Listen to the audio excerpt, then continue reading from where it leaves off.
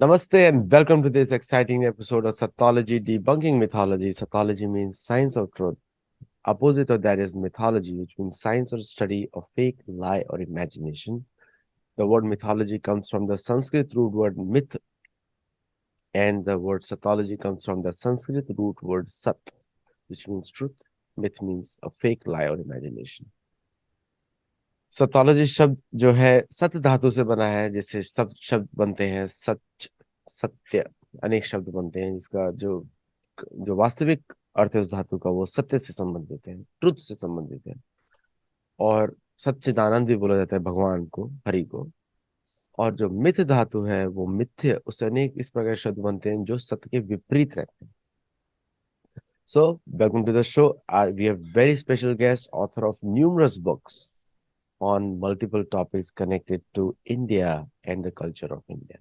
So let us welcome Sri Ratan Sharda. नमस्कार जी। Namaskar, namaskar. So one thing is really troubling the West because they have been selling to their children the poverty of India for a very long time. And even today, it is a very common question. How many poor in India? I was reading one statistics. Between 2016 and 2022, India reduced poverty from 124 million to just 15 million. And that is a Bloomberg report. Brookings Institution report, which is a CIA type of affiliated agency type of thing. I may be wrong, so don't flag it over there. But this is what I have heard about Brookings Institution. But this is coming from straight from a US government source. So what do you have to say on this? Why do they say this, according to you? Actually, Aditya ji, actually the terms of engagement should be different. They should question the impoverishment of India and many other economies of the world, all very rich in natural resources. In fact, India was the richest economy at one time, as we all know. Even when British came, it had 23% share of worldwide GDP and maximum foreign trade. The foreign trade was going on since the time of at least 2-3 thousand years back. So, having impoverished various colonies by exploiting the natural resources, subjugating them to various oppressive measures, and finally, living on the wealth of those poor people, what is our global south, and enjoying a better life, exploiting nature. So the question is itself wrong. They should ask that their children should be told how these countries were so rich in knowledge, so rich in resources, with such wonderful skill, science, and philosophy, it became poor. Then we can answer. No, very well said, because sometimes the foolish questions deserve foolish questions, not answers. And if somebody asks them why there is a third world country, the reason of the third world country's existence is because of the first world countries. They are the ones who True. create those classifications. The second narrative which goes on is that India has a huge population, and now the See, world. the problem is, Aditya, their problem is that they could finish off the natives and the blacks and convert them to their own religion and destroy the civilization totally. So they could not even respond. They cannot even respond to what they are saying, and nor they can tell their story, which is very slowly coming out right now, but albeit very slowly and in very poor patches. In case of India, they have not been able to destroy it completely. Its knowledge system, which they even robbed. Still, there is a lot of knowledge system. I am told 3 million manuscripts are still lying in India despite all the loot and plunder. So we were able to tell our story. We were able to live through that time.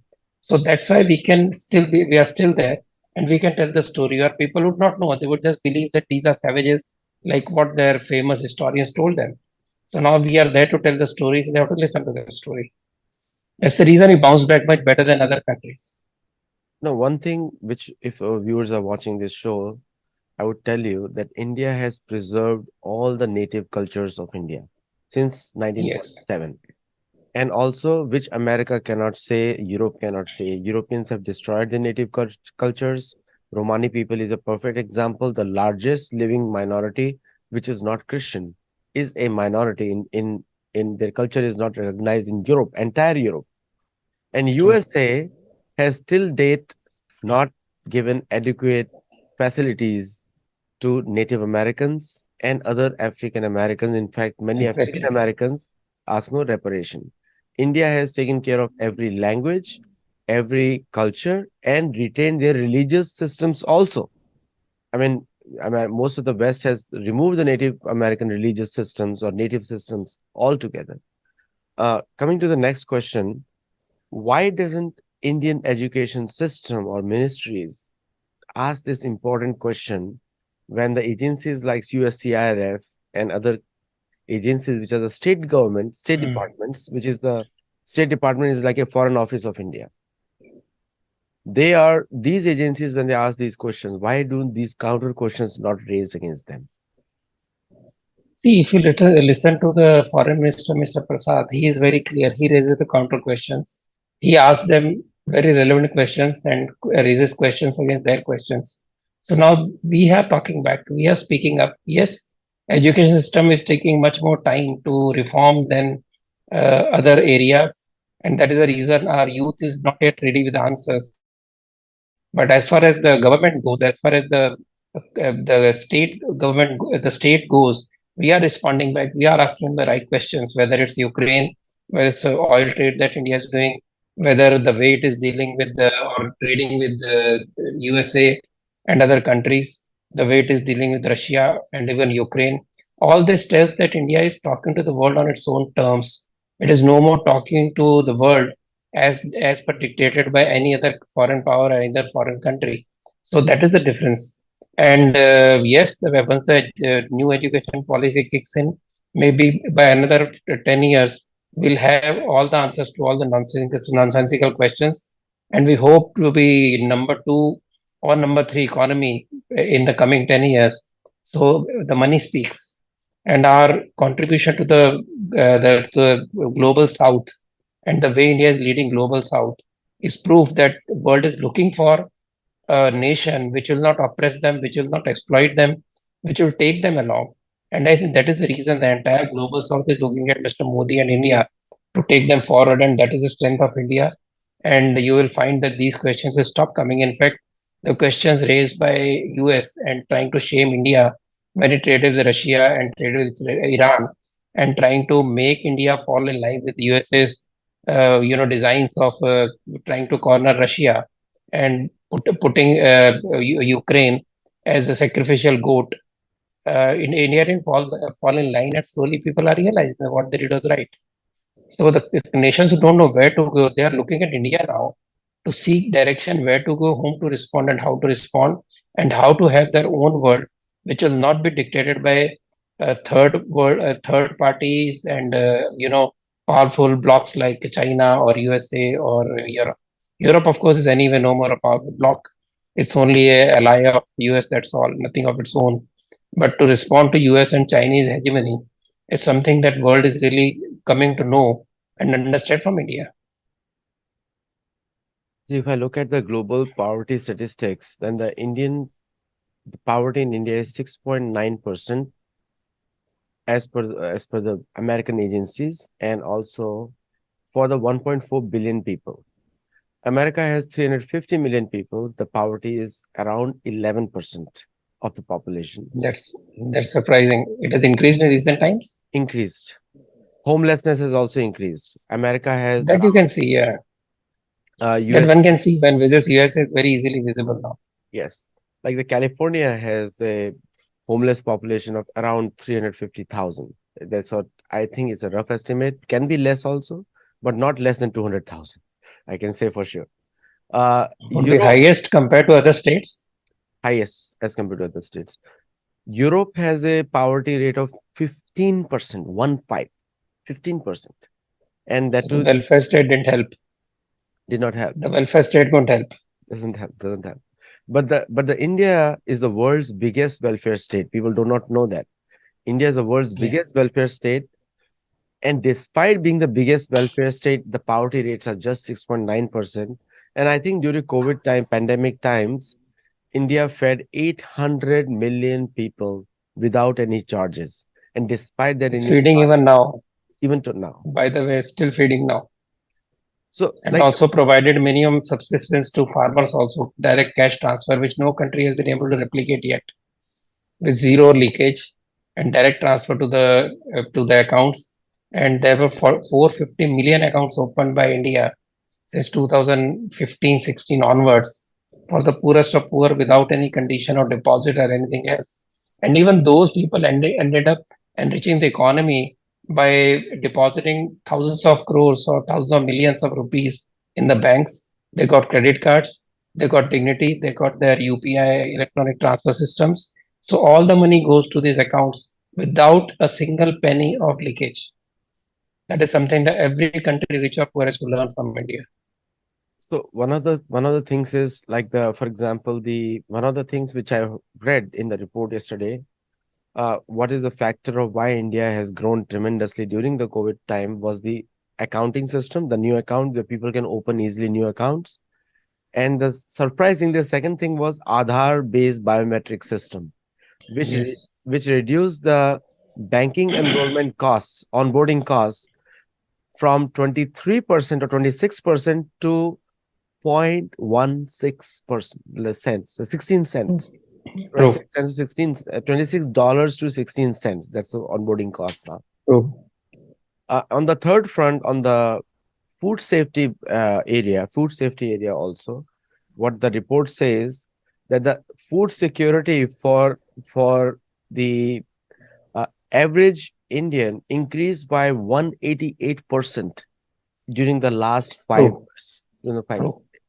whereas That the is also built on Aadhaar and direct transfer. The bank accounts and Aadhaar is the basis for all these benefits. And you'll be surprised that millions of records are deleted when these accounts are integrated with Aadhaar card and our ration card. And it was found that millions of fake ration cards, fake accounts are opened to serve the money of the poor in the name of unemployment dole, in terms of what we call as unemployment work which is done in the field and they are paid. All those accounts are plugged. So despite distributing so much of money and grains and getting people help, the the budget was not affected that much as it should have been, because a lot of leakage is also plugged. So the system of Aadhaar, which is similar to your social security system, but much more simpler and not really as tightly integrated with other systems as it would have been or could be tomorrow. But as of now, it was the biggest saver in terms of direct transfer of the benefits to the poor and everybody else, in fact. Because during COVID time, you remember, nobody could go anywhere. So this UPI system, this electronic transfer system, which is so advanced that I can pay to you, you can pay to me. There is no bank involvement directly, and it's direct transfer. All these things, it made people very easy to go without going to market, getting their provisions delivered, working in business. Everything else is possible because of this very wonderful reform in our digital economy. and also the population myth has been busted also. Now I saw the report also. And one of the major contributor to India's growth story is young population and the consuming power of the new population, plus the digital landscape in India has gone at least 10 years, infrastructure 10 years, you'll be shocked to know now, above the West. Yeah, So in fact, it is second biggest consumer of digital, this bandwidth, and not only that, it is also not just second biggest consumer of this bandwidth, but also the topmost in electronic transfers, and also the way we can transact with each other is something unparalleled by any other economy.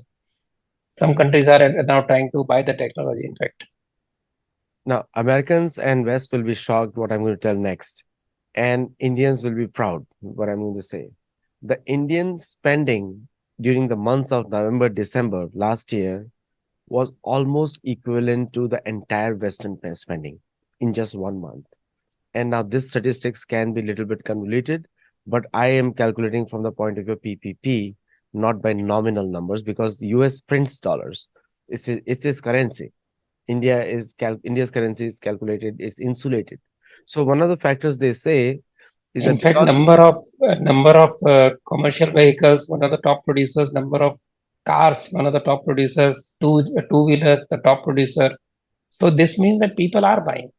India is not exporting much of its vehicles. It is being consumed locally.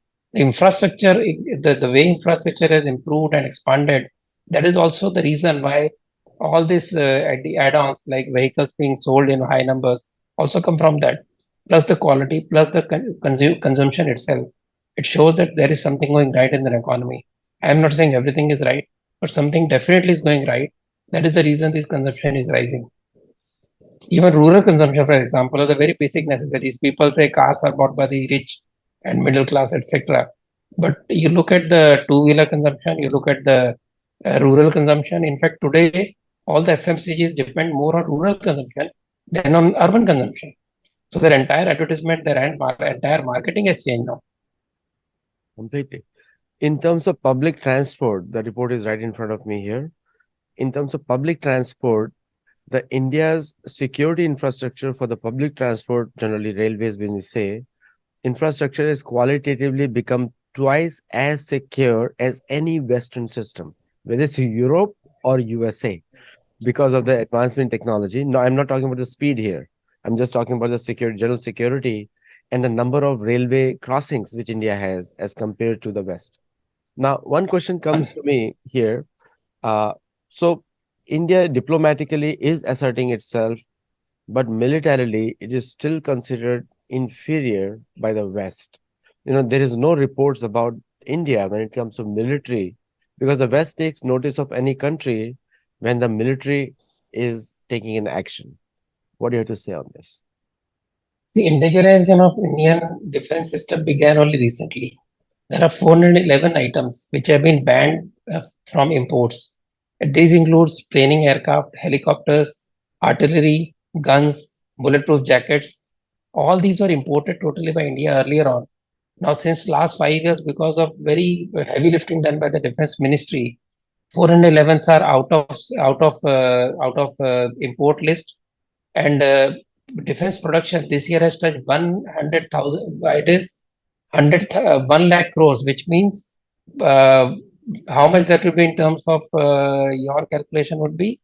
It is 1 lakh crores, so which means 100,000 rupees, right? A crore, no, it will It will be be it will be 100. around it will be like divided by 8,000 will be like 8,000 to 100,000, which is around approximately around you can say 8 by 1,000. So eight Yeah, so around so around that around is the one. level of defense production now being done in India, which includes artillery guns, helicopters, trainer aircrafts, and bulletproof, which was being imported so far.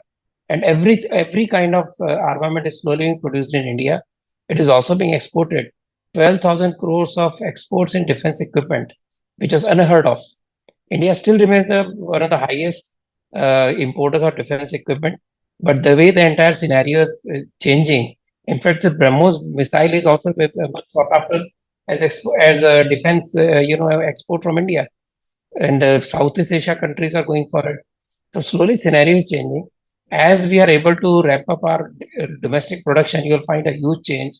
Naturally, if India has, I think, the largest army in the world, next to, I believe, China, and in terms of aircraft, it's next only to Russia, the China, and US. In terms of navy, also it is one of the biggest navies in the world. It is not being talked about because it is not into wars. It is not into selling armaments the way other big countries like Russia and America are. But we are going there. We are reaching there, and also, as you see that we are not there to create wars and sell our equipments. We are there to help poor countries also raise their security to the level where they feel safe. At the same time, as we ramp up our own production, and now there are tie-ups with Airbus, there are ties with Boeing in India itself. They are producing many parts in India. And I think in next 5 years, you see sea change in the defense preparedness and the defense armament industry, where India definitely puts in its best foot forward. It will take at least 5 to 7 years minimum to come to that stage where you are able to be one of the top exporters of defense equipment. Right now, we are trying to be more self-reliant, and there we are going very strongly. I can tell you in coming, and they want to double this defense production in next 2 years. That is the speed with which they are going. People may not be aware that the Mahindra trucks and the pickup trucks are considered the best in Australia, by the way. and Hmm. also most reliable after Toyota in terms of price and reliability. And in America, Royal Enfield motorcycles have taken the storm Yeah. in America, in US. In fact, I have one. And those of you like motorcycling, I have one made in India bike in San Diego. So uh, the the other space which the report talks about, and I would like to seek your opinion, is Even as you know, we are getting to semiconductors, so there are two, three plants coming up. And of course, as you can say, assembly line production, a majority of nearly all the top brands of mobile phones are being manufactured in India now. In India itself, what we purchase, 98% is manufactured in India. Of course, it is still in CKD kit most of the times, but as semiconductors come in and as those manufacturing facilities starts, we will be seeing a lot more manufacturers shifting to India. and I can say openly on this channel, the first time the Mahindra pickup truck comes, which can be is roadworthy in the US, I'll buy it, the first truck. So Anand You Mahindra, know, if you see the some of the videos of Mahindra's heavy duty vehicles like Bolero and Scorpio, there is a video which I saw a year or 2 year back where this Bolero got sunk in the flood waters up to its chassis, no, up to its bonnet itself. So entire engine had gone under the water. As it reached the banks, it started and just drove off. Tell me one vehicle anywhere in the world which works in these conditions. Just one vehicle. You come to India, in Bombay's monsoon, a lot of Mercedes are there, a lot of BMWs are there. All of them get stalled. Maximum number of vehicles that get stalled in Mumbai are Mercedes and BMWs. They can't even take water up to up to the chassis. That's the condition, and people still buy because of brand value. But one of my close relatives puts his car in the garage because he had to pay huge money to get it repaired. Every monsoon he said, just put it in, I'm not going to use it. That's their steadiness. Either they sell us something inferior, which is not fit for the kind of waters that we get in Mumbai.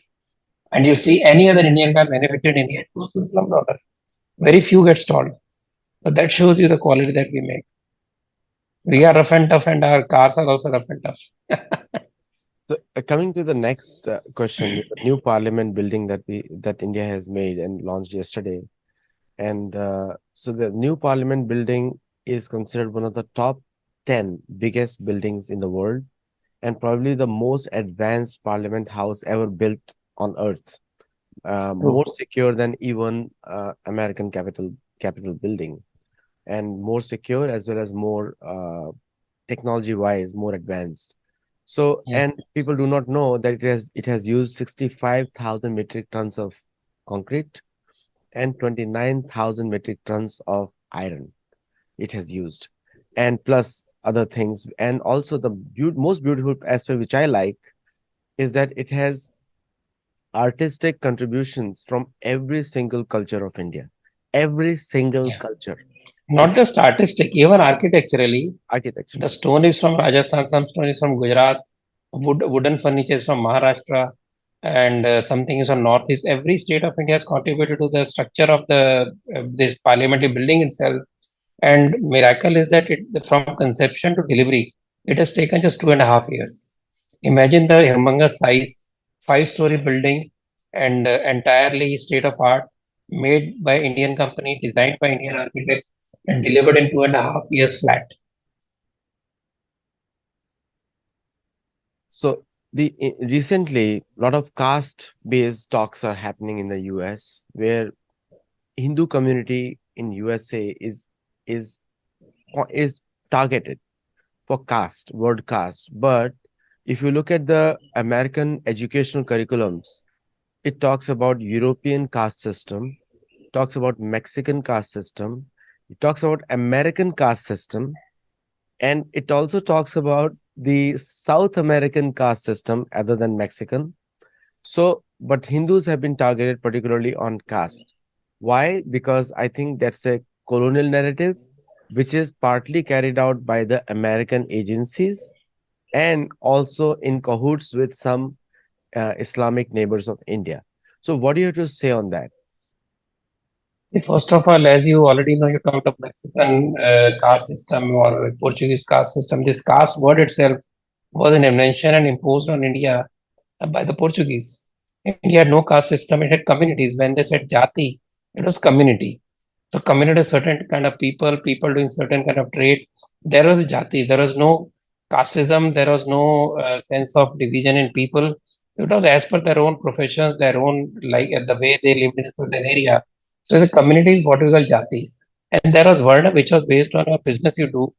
So I could be a weaver, I could be a writer, I could be a scholar. Depending on that, word was decided. Word was not imposed on anybody by birth.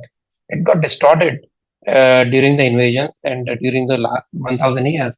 But basically, it was not part of the basic structure. But we said, okay, it's bad. It has been badly deformed. Let us get rid of it. So India is slowly getting rid of this caste system or casteism.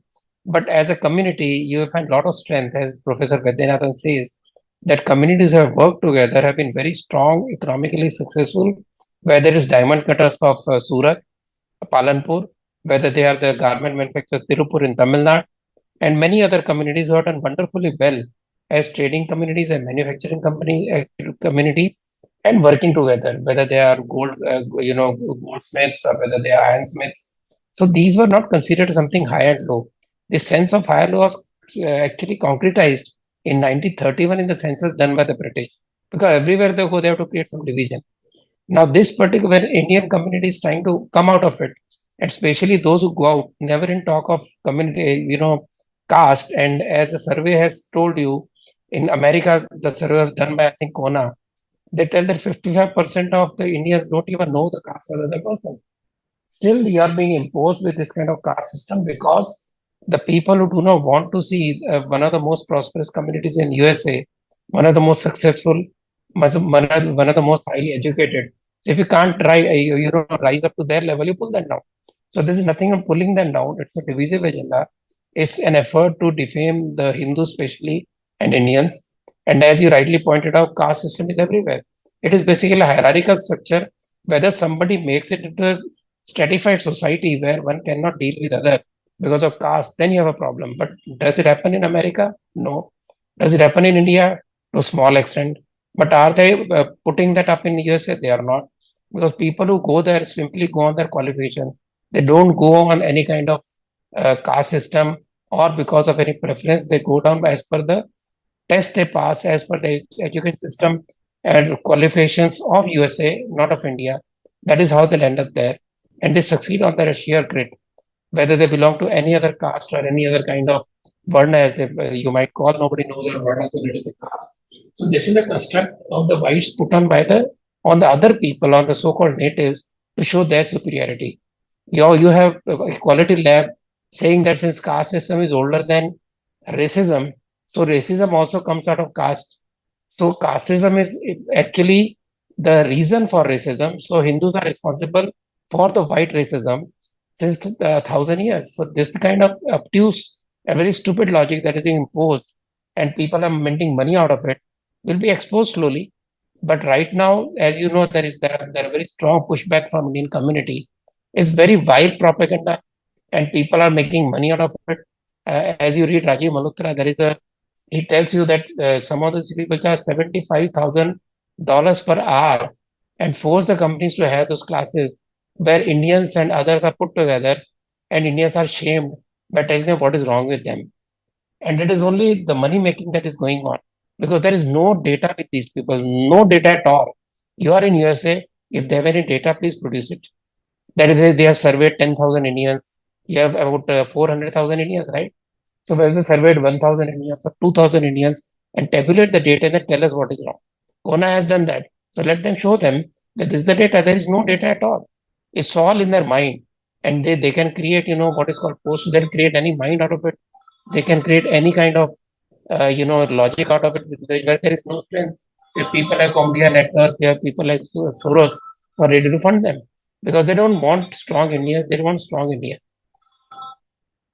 Actually, the problem is they're targeting particularly the Hindu religion. And because as you see, and I can say to many Americans who are watching this show, that there is a digression in the American society or generally the West. And to show their superiority, somewhere the academics have to manufacture new controversies. The entire political controversy on caste system was developed, came up because of American textbooks. And American textbooks have been very blasphemous towards the Hindu religion. Like one American textbooks by Ziegler on world religions calls Krishna as the creator of the caste system and a Krishna himself the creator of the by the Brahmanas. So the anti-Brahminical system, it is almost like Ravan waging a campaign against all the Rishi Munis of India. So most of the American textbooks indirectly glorify Ravan and the bad forces, the evil forces.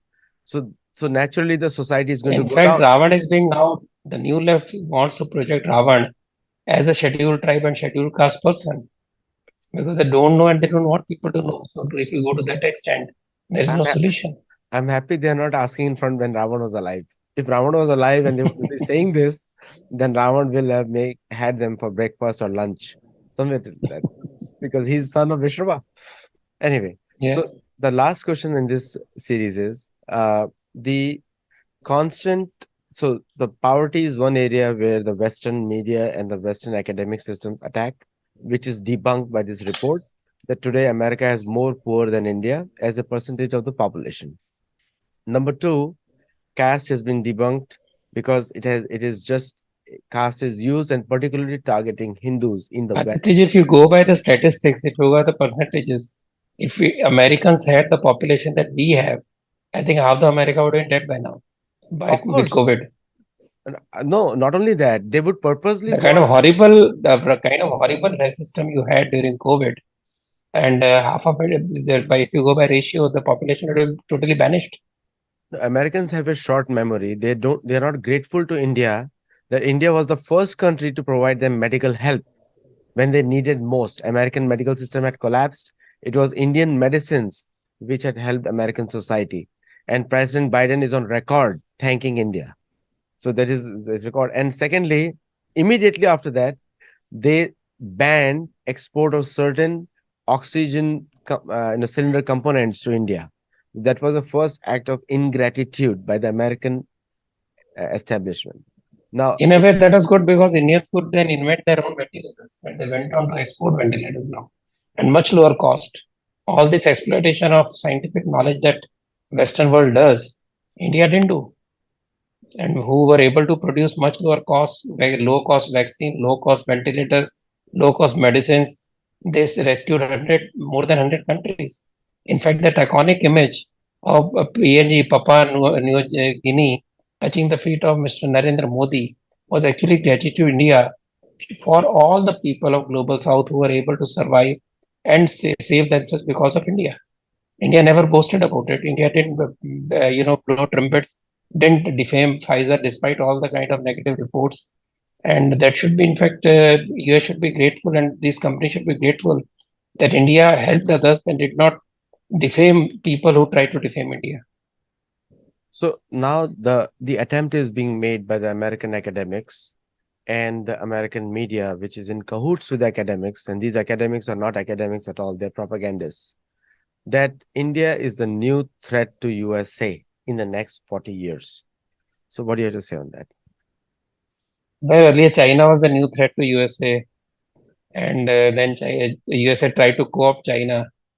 It tried to use China as a cheap manufacturing center. Now slowly China has come up to level where it is competing with USA. It has nearly become number one economy, and USA tried to isolate it. It failed. In fact, its gamble of the battle between war between Ukraine and Russia has put Russia into China's lap, and China is happily cooperating with Russia and also taking advantage. Now US wants to somehow again cooperate with China to overcome its own supply chain problems. So it is a problem that America faces. India didn't create any problem for USA. It never will create a problem for USA. They are two democratic countries which can have to live together as the best open societies in the world. If there are some cynics who believe India is a threat to USA, it is not India that is a threat. India is rising. The threat is from within USA. It's new left that has taken over Democratic Party.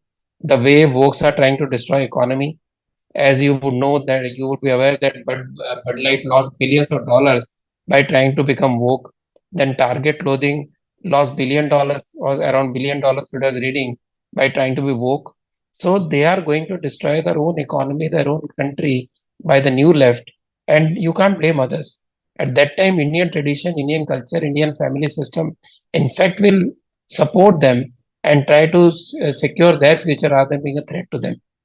India has much more to offer to US at this stage when the US society is cracking up, when the family system has gone astray, their youth, their entire social fibers are, torn apart. This is where Indian philosophy of husband-wife relation, of family relation, of social relation, of the sense of duty for others and respect for ecology, etc., where they will actually save USA, not destroy USA. Earlier, India needed USA. Now they need both each other. In coming times, USA will need India and its knowledge. Another report which was I was reading was the USA has is responsible for killing indirectly almost 25 million people since 1991. Iraq war itself killed 4.5 million humans, and that included children and women also. And Korean War, we know it was because of US, it became big.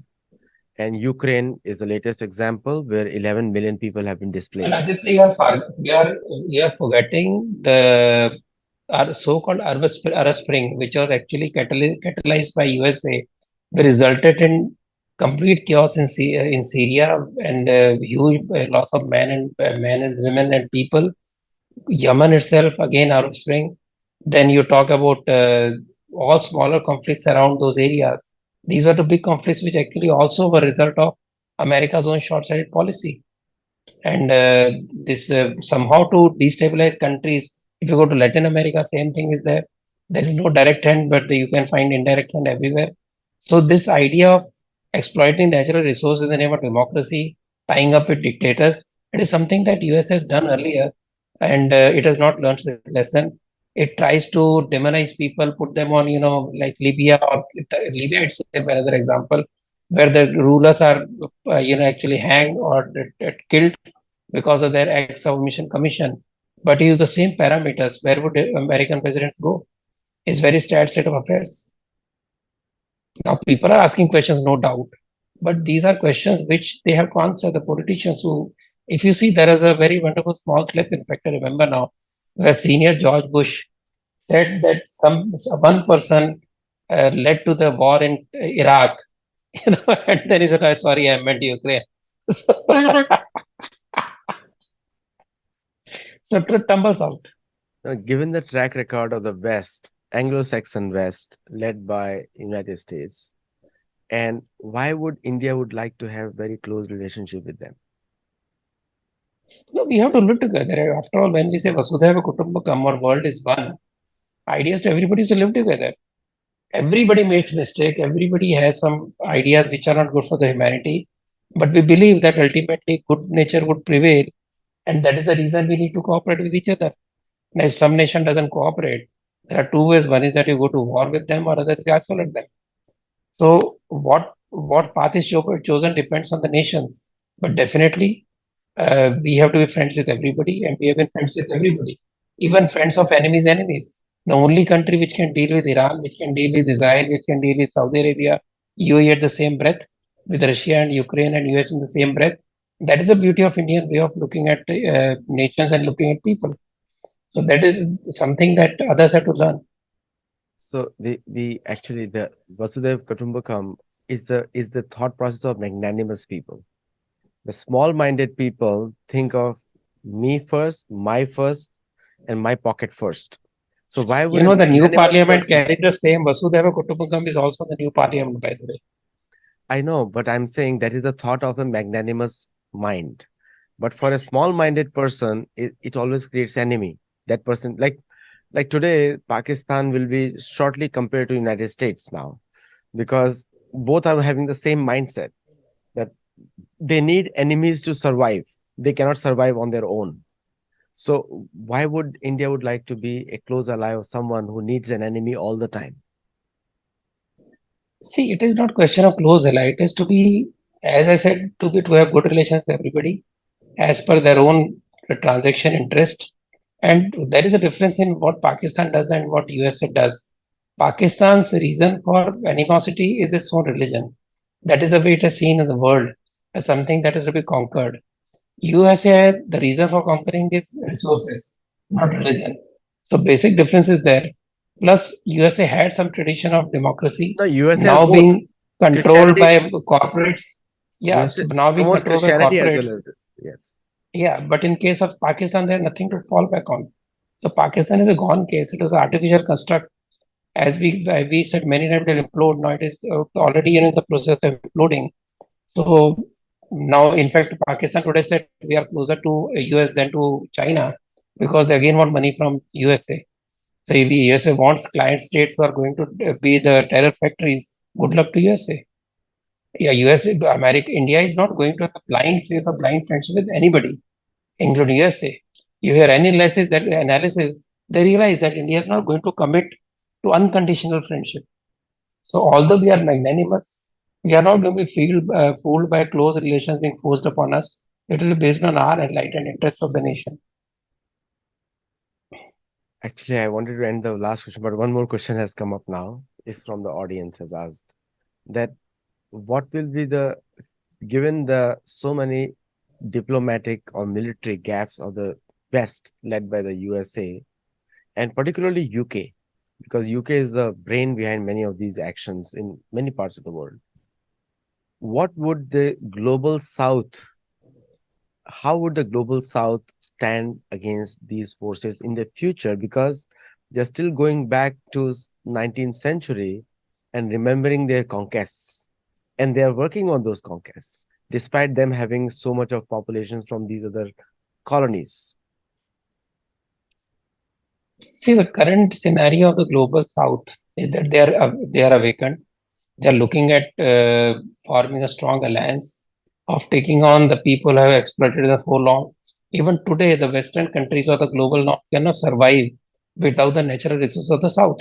Your entire electric vehicle, game will fall apart if you don't get cobalt and lithium from African countries. Then how do you survive? So, world needs south. South today controls the natural resources. That is for the world to understand that if they try to further oppress South, they'll be devoid of natural resources.